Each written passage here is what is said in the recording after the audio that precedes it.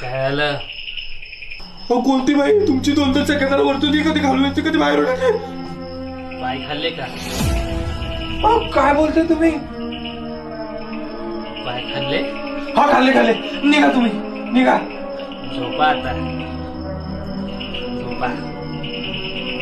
बर काय चाललंय? आई घातली राव मी इथं येऊन.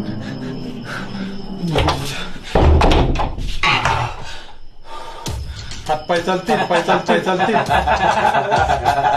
का? हातपाय चालतील.